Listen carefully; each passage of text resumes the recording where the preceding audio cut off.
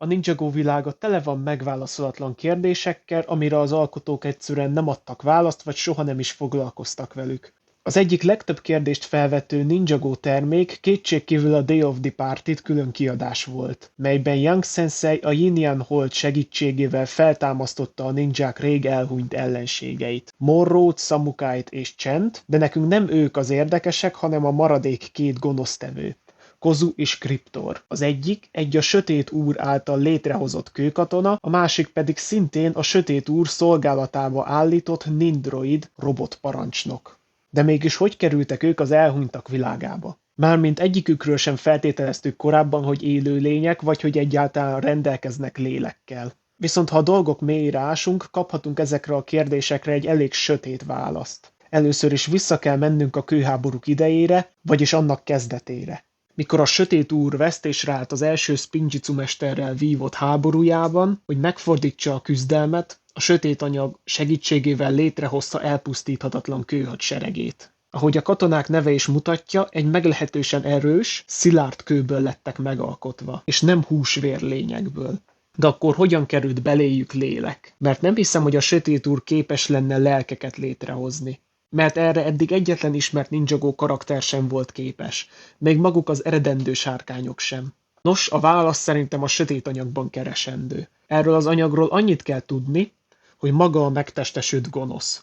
A Sötét Úr alkotta meg annak idején saját erejéből, hogy felhasználja azt a serege megalkotásához. A sötét anyag egy eléggé invazív és alkalmazkodó valami. Tiszta formájában leginkább sárra hasonlít, de könnyedén átalakítható légneművé, ami megfertőzi a levegőt. Ugyanakkor belőle egyetlen csepp is képes gonoszszá változtatni a legtisztább lényt is. Ezt a második évadban láthattuk is, amikor Garmadon parancsára megfertőzték vele Niát. De mi a helyzet a kőharcosokkal? Ez alapján nekik a Sötét Úr szellemén kéne osztozniuk, de ez nem így van. Ezek a katonák viszonylag önállónak mondhatóak, ha nincs a közelben a vezetőjük, aki az árnyékok sisakját viseli. Erre az is bizonyíték, hogy kérdés nélkül gazdájuk ellen fordultak, mikor Deret megszerezte az árnyékok sisakját. Tehát nem kötődnek közvetlenül a Sötét Úrhoz. Két lehetőséget tudok elképzelni, és mindkettő eléggé morbid. Az első, hogy a sötét anyag már létrehozásakor is tartalmazott lelkeket.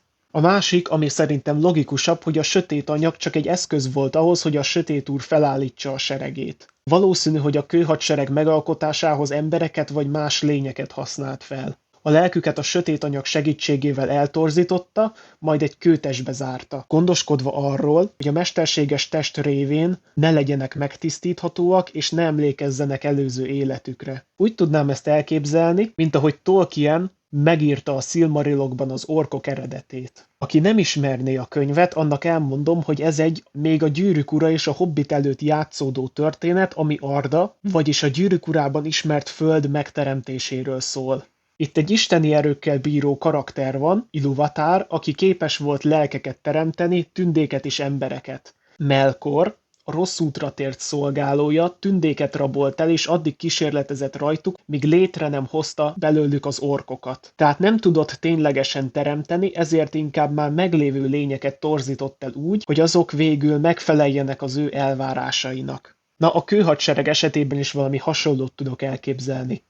Mivel ezek a lelkek olyan sokáig voltak a sötét anyag befolyása alatt, ezért már az elhunytak világában sem voltak képesek megtisztulni. És ezért pusztultak el mindannyian, miután Lloyd legyőzte a sötét urat, és felszabadította Ninjagót. Mert már egyé váltak a sötét anyaggal, és azzal együtt kerültek az elhunytak világába. És ezért nem változott Kozu sem a Day of the Partedban, mert a sötét anyag immár a részévé vált. Ami pedig Kriptort és a Nindroid sereget illeti, ott is valami hasonló folyamat mehetett végbe. Mivel ők is az immár digitalizálódott Sötét Úr parancsára készültek, könnyen lehet, hogy végrehajtotta ugyanazt a folyamatot, amit sok ezer évvel ezelőtt a kőhadsereg esetében is megtett.